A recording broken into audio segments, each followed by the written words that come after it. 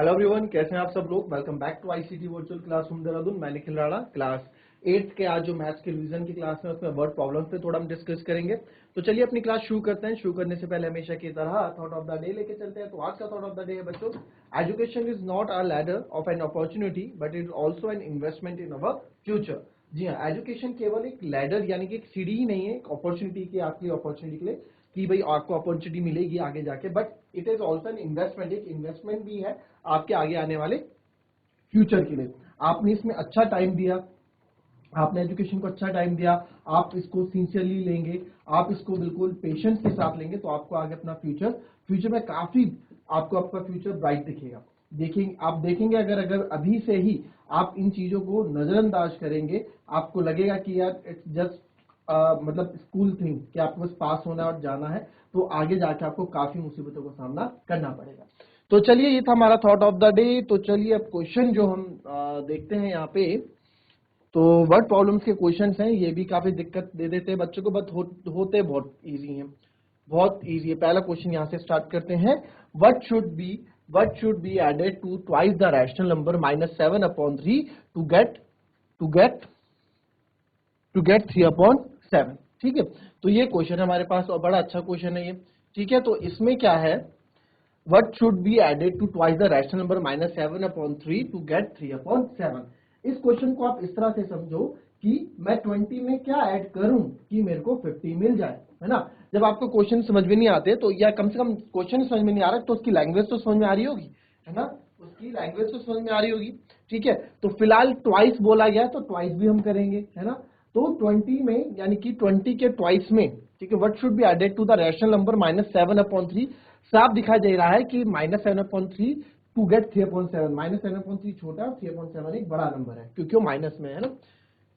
तो अब क्वेश्चन जो बोल रहा है उसके अकॉर्डिंग हम चीजें करते हैं, है ना। जो क्वेश्चन बोल रहा है देखो उसी के अकॉर्डिंग हम चीजें करेंगे सारी, और कैसे वर्ड प्रॉब्लम से क्वेश्चन इजीली हो जाते हैं। ठीक है, पहले कॉपी कर लो क्वेश्चन को ढंग से, हर एक पहले क्वेश्चन को कॉपी करो, बढ़िया से क्वेश्चन को कॉपी करो पहले।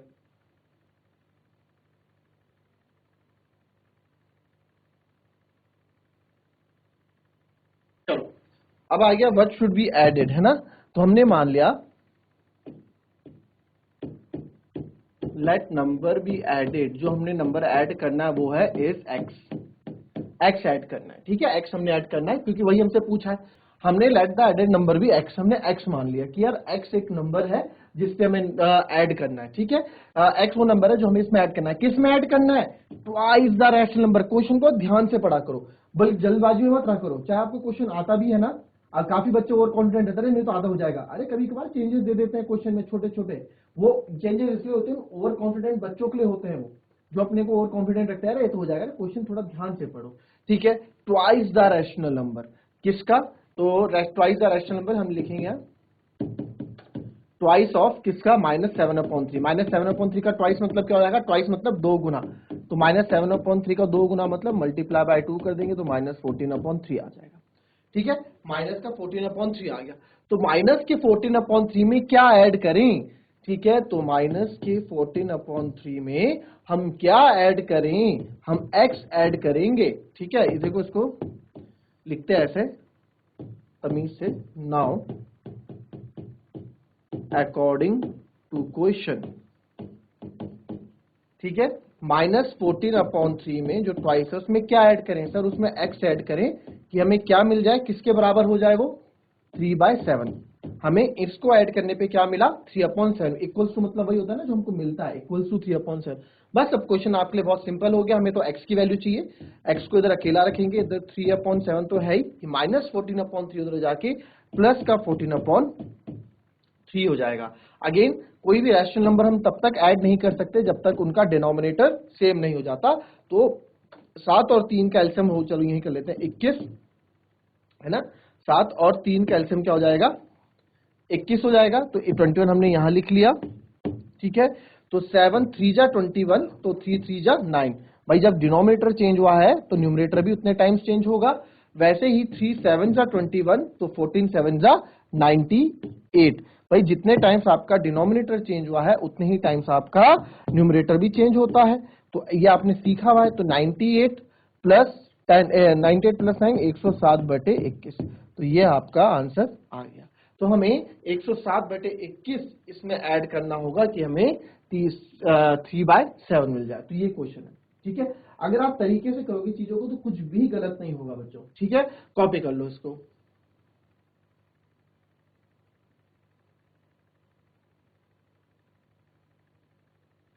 अब कॉन्जिक्यूटिव नंबर वैसे आपको मैंने बता रखा है कि कॉन्जिक्यूटिव नंबर होता क्या है, बट फिर भी कॉन्जिक्यूटिव मतलब होता है लगातार जो नंबर्स कंटिन्यू होते हैं, ठीक है, उनको हम कॉन्जिक्यूटिव नंबर बोलते हैं। अभी कॉन्जिक्यूटिव नंबर हैं क्या, इनके बारे में थोड़ा जान लेते हैं ना। पहले कॉन्जिक्यूटिव नंबर सिंपल से आपको फटाफट बताऊंगा, ये पहले भी बता रखा है क्योंकि। तो कॉन्जिक्यूटिव नंबर सीखने के लिए चलते हैं पहले कॉन्जिक्यूटिव नंबर के बारे में जानने। तो कॉन्जिक्यूटिव नंबर है क्या?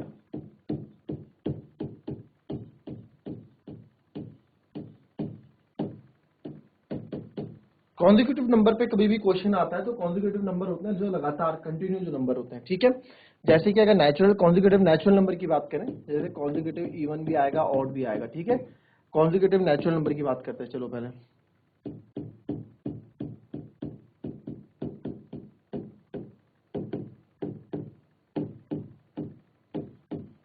तो कॉन्जिक्यूटिव नेचुरल नंबर की बात करें तो सीधा है जो लगातार हो, 1 1 2 3 4 5 6, ठीक है। ये आपके कॉन्जिक्यूटिव हो गया, या कहीं से भी शुरू कर दो, 11 है ना, 12 13 14 15 एंड सो ऑन, ठीक है।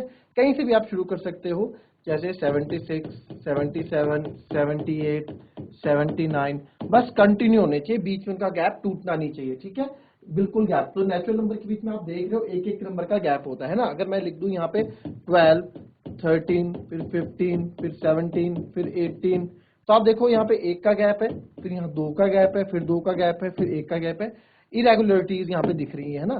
तो ये आपके कॉन्जिक्यूटिव नेचुरल नंबर्स नहीं होंगे, ठीक है। तो कॉन्जिक्यूटिव नंबर्स क्या होते हैं? कॉन्जिक्यूटिव नंबर्स वो होते हैं जिसमें एक एक का गैप चल रहा हो, एक एक का गैप चल रहा हो, उसे कॉन्जिक्यूटिव नंबर हम बोलते हैं, कॉन्जिक्यूटिव नेचुरल नंबर। तो अच्छा, जब इनको क्वेश्चन में कैसे यूज करते हैं, जब क्वेश्चन आता है तो क्वेश्चन में इसको जब हम लेट करते हैं, पहले नंबर को हम मानते हैं, लेट मतलब मानना। तो कॉन्जिक्यूटिव नेचुरल नंबर कैसे लिखे जाते हैं एग्जाम में? कॉन्जिक्यूटिव नेचुरल नंबर क्वेश्चंस में कैसे आते हैं, देखो। अगर पहला नंबर x है तो दूसरा कितना होगा? देखो, एक है, एक के बाद दो, दो के बाद तीन, तीन के बाद चार, चार के बाद पांच, वैसे ही 11, 11 के बाद 12, 12 के बाद 13, 13 के बाद 14, 14 के बाद 15, ठीक है। तो एक एक का गैप चल रहा है ना, 11 के बाद 12, 12 के बाद 13, जैसे 2 के बाद 3, तो एक एक का गैप इसमें चल रहा है। तो वैसे अगर एक नंबर मेरे पास x है तो अगला क्या होगा? इसमें एक और जोड़ दो सर, x+1, फिर x+2, फिर एक और जोड़ दो x+3, बस। और ये आपके कॉन्जिक्यूटिव नेचुरल नंबर बन जाते हैं, ठीक है। ये हमारे कॉन्जिक्यूटिव नेचुरल नंबर बन जाते हैं, एंड सो ऑन, आगे तक जितना भी आप लेके जाओगे, ठीक है, जितने भी आप लेके जाना चाहते हो उतना। अब देखो, इसको थोड़ा प्रूफ कर लेते हैं। अगर पहला नंबर मैं मान लेता हूं, x को मैं मान लेता हूं एक, एक माना, ठीक है। तो ये तो एक है ना, 1+1 कितना हुआ? 2। फिर x को हमने एक माना था, 1+2 कितना हुआ? 3। तो देखो 1 2 3, x को कितना माना था? 1, 1+3 4, 4। तो आ रहा है ना, कॉन्जिक्यूटिव नंबर आ रहे हैं ना। कॉन्जिक्यूटिव मतलब जो लगातार होते हैं, ठीक है। तो इस तरीके से आप चीजों को समझ सकते हैं। तो ये हमारे, जब भी हमें एग्जाम में हमें क्वेश्चन दिए होंगे तो कॉन्जिक्यूटिव नेचुरल नंबर इस तरीके से लेट किए जाते हैं, इस तरीके से माना जाता है। क्लियर? कॉपी कर लेंगे इसको, उसके बाद ऑड और इवन पे भी बात करते हैं।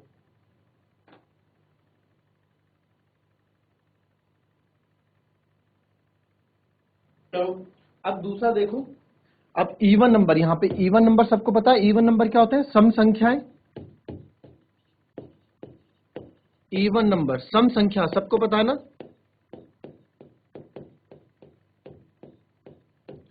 ठीक है, तो इवन नंबर अगर मैं बोलूं तो पहला होता है 2, फिर 4, फिर 6, फिर 8, फिर 10 एंड सो ऑन। या फिर अगर मैं बोल दूं यहां से 20, फिर 22, फिर 24, फिर 26, फिर 28 एंड सो ऑन। तो देख सकते हैं आप कि कोई भी सम संख्या में दो दो का, इवन नंबर में दो दो का गैप आ रहा है, दो दो का गैप, 2 के बाद 4, 4 के बाद 6, 6 के बाद 8, 8 के बाद 10, है ना। दो दो का गैप आपको दिख रहा है पूरा। वैसे ही अगर मैं वैसे ही आपको पहले पढ़ा रखा है मैंने, बट फिर भी अभी रिवीजन के तौर पे फटाफट बता रहा हूं। ऑड नंबर की बात करें, ऑड नंबर की बात करें तो ऑड नंबर में भी आप देखते हो, अगर पहला 3 है तो 5, फिर 7, फिर 9, फिर 11। ये कौन सी हो गई? विषम संख्याएं, जो 2 से गुणा 2 से भाग नहीं होती। 3, 5, 7, 9, या फिर कुछ और कर दो, 11, 13, 15, 17, 19। तो यहाँ पे भी आप देख रहे हैं, यहाँ पे भी आपको कितने कितने का गैप दिख रहा है। यहाँ भी हमको 2 2 का गैप दिख रहा है। 5 और 7 2 9 है ना, सब पे 2 2 का गैप दिख रहा है। यहाँ पे 11 2 13, 13 2 15, 15 2 17, 2 19। यहाँ भी हमको 2 2 का गैप देखने को मिल रहा है। तो इवन नंबर में भी 2 का गैप देखने को मिलता है, ऑड नंबर में भी 2 का गैप देखने को मिल जाता है। ठीक है, अब जब इनमें 2 2 का गैप देखने को मिलता है तो इसमें एक चीज सामने आती है। जब 2 2 का गैप आपको देखने को इसमें मिलता है ना, तो यहाँ पे आपका जो कॉन्जिक्यूटिव नंबर, जो आपका रिजल्ट जो बनता है वो क्या बनता है? अब देखो यहाँ पे इन दोनों के लिए सेम बनता है, क्योंकि सब में 2 2 का गैप है। तो अगर पहला x है तो दूसरा x प्लस 2 होगा, फिर तीसरा x प्लस 4 होगा, फिर चौथा x प्लस 6 होगा, क्योंकि दोनों में ही 2 2 के गैप आपके दिख रहे हैं। देखो इसमें भी 2 का गैप है, 2 का गैप है ना, इनमें भी 2 का गैप है, 2 का गैप है, 2 का गैप है। तो अब आप बोलोगे कि सर जब इन दोनों में ही 2 2 का गैप है, तो दोनों ही एक विषम के लिए और एक सम संख्या के लिए, यानी कि एक ऑड के लिए, एक इवन के लिए कैसे काम कर देगा? तो इसका आंसर मैं आपको ये दूंगा कि ये डिपेंड करता है आपके पहले नंबर पे। ये किस पे डिपेंड करेगा? पहले नंबर पे, पहले पे यानी कि x पे। देखो अगर x को आप 2 मानते हो, अगर x को आप 2 मानते हो तो अगला हो जाएगा 2 प्लस 2 यानी कि 4, फिर अगला हो जाएगा 2 प्लस 4 यानी कि 6, फिर अगला हो जाएगा x को 2 माना था, 2 प्लस 6 यानी कि 8। तो 2 4 6 8, देखा आपने, पूरा इवन नंबर निकल गए, पूरे कॉन्जिक्यूटिव इवन नंबर, यानी कि लगातार जो इवन नंबर जो लगातार है, कॉन्जिक्यूटिव मतलब लगातार, वो आपको निकल के मिल गए। ठीक है, चलो अब ऑड पे आते हैं। तो यहाँ पे डिपेंड करता है आपके पहले नंबर पे। किस पे डिपेंड करता है? पहले नंबर पे। अगर x को इस बार मैं 3 मान लूं तो दूसरा हो जाएगा 3 प्लस 2। तो पहला तो 3 है, दूसरा 3 प्लस 2 5, फिर 3 प्लस 4 यानी कि 7, फिर 3 प्लस 6 यानी कि 9। तो अब यहां आप देखो, यहाँ पे ऑड नंबर्स आ गए, 3 5 7 9, लगातार ऑड नंबर्स आ गए, कॉन्जिक्यूटिव ऑड नंबर्स आ गए। ठीक है, तो दोनों के लिए ही, ऑड और इवन के लिए, दोनों के लिए ये चीज फॉलो करती है। ठीक है, दोनों के लिए ये चीज फॉलो करती है। तो अब दोनों के लिए आपका ये फॉर्मूला फॉलो करेगा। तो इसमें जो आपको चीजें समझनी है, x x plus 2 x plus 4 x plus 6, ठीक है, ये बोथ फॉर इवन और ऑड है, इवन और ऑड दोनों के लिए ये काम करता है। ठीक है, उस पर पहले पे डिपेंड करता है। और कॉन्जिक्यूटिव नेचुरल नंबर की बात हो तो ये आ जाता है। ठीक है, इसको भी कॉपी करो, फिर अभी और थोड़ा इस पे आपको मैं बताता हूँ। और एक चीज और रह जाती है कॉन्जिक्यूटिव।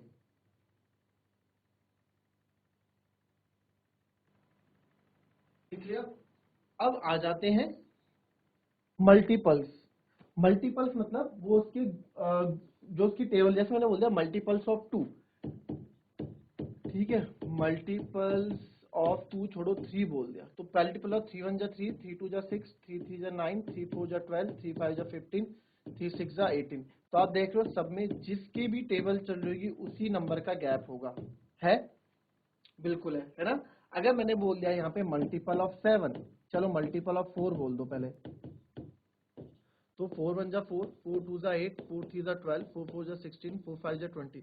तो अगेन आप देख सकते हो कि यहाँ पे 4 4 का गैप होगा, जिसकी टेबल चल रही है उतना ही गैप आपको मिलेगा। फिर अगेन मैं यहाँ बोल देता हूँ मल्टीपल ऑफ 7। ठीक है, मल्टीपल ऑफ 7 अगर मैंने बोल दिया तो 7 का मल्टीपल क्या हो जाएगा? 7 1 जा 7, 7 2 जा 14, 7 3 जा 21, 7 4 जा 28, है ना, 7 5 जा 35। तो आप देखो इसमें भी 7 7 का गैप, जिसका टेबल चल रहा है, जिसका मल्टीपल है, उतने का ही गैप आपको देखने को मिलेगा। 7 14 7 21 में गैप जो है, इनके बीच का जो अंतर है वो 7 7 का है। तो इनके लिए अगर कॉन्जिक्यूटिव आपको बनाने हो तो कैसे बनेंगे? जैसे 3 का बनाना हो तो अगर पहला x है तो दूसरा x प्लस 3 होगा, फिर उसका x प्लस 3, x प्लस 6 होगा, फिर x प्लस 9 होगा। 3 3 की बढ़ोतरी होती रहेगी। यहाँ अगर पहला x है तो दूसरा x प्लस 4 होगा, तीसरा x प्लस 8 होगा, चौथा x प्लस 12 होगा, ऐसी बढ़ोतरी होती रहेगी। और वैसे अगर यहाँ पहला x होगा तो दूसरा x प्लस 7 होगा, तीसरा x प्लस 14 होगा, फिर x प्लस 21 होगा, एंड सो ऑन। तो ये भी आपके काम आते हैं। अभी नेक्स्ट क्वेश्चन आपका इसी पे बेस्ड है।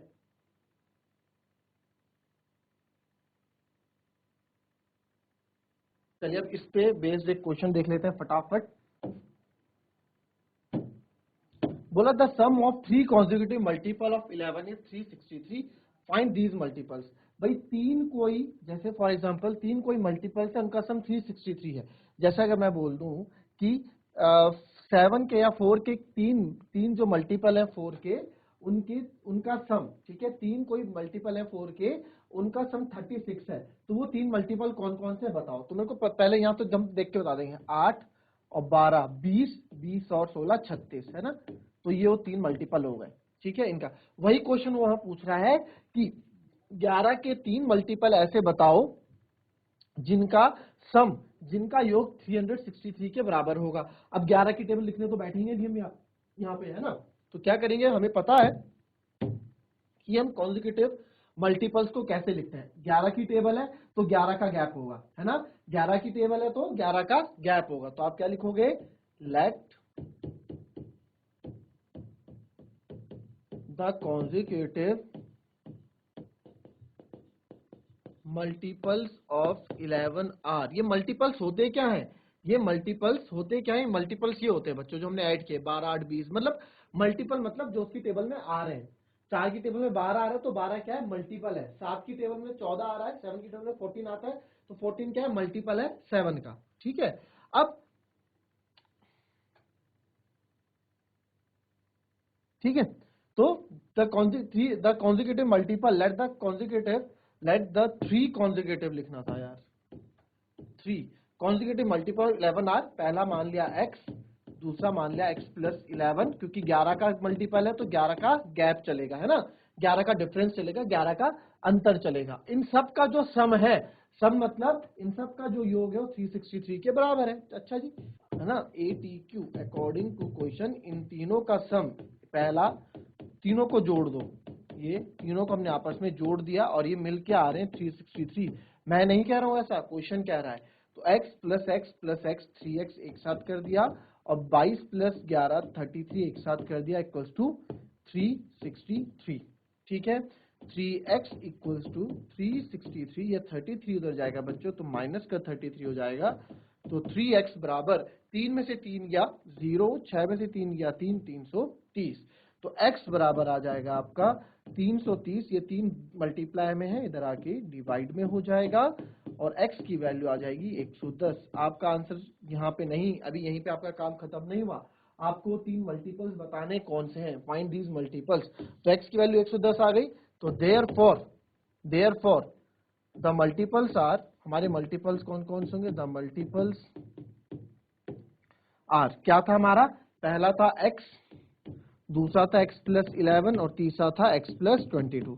तो x की वैल्यू रख दो, x बराबर 110, पहला तो 110 हो गया, दूसरा 110 प्लस 11 यानी कि 121, और तीसरा हो गया 110 प्लस 22 यानी कि 132।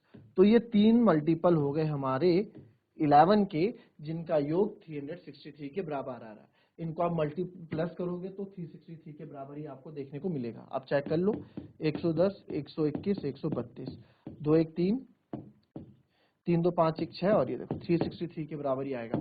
और तीनों को तीनों 11 की टेबल में भी जाते हैं, 11 के मल्टीपल से। तो ये था हमारे आज दो क्वेश्चंस में, कोई बात नहीं, प्रैक्टिस करेंगे इस तरह के क्वेश्चन। एक्सरसाइज में देखो आप 2.2 में मल्टीपल्स वाले क्वेश्चन, कॉन्जिक्यूटिव मल्टीपल्स वाले क्वेश्चन 3-4 क्वेश्चन है, उनको खुद से करो, ठीक है। कॉन्जिक्यूटिव मल्टीपल्स नहीं आते तो कल पूछो, ठीक है।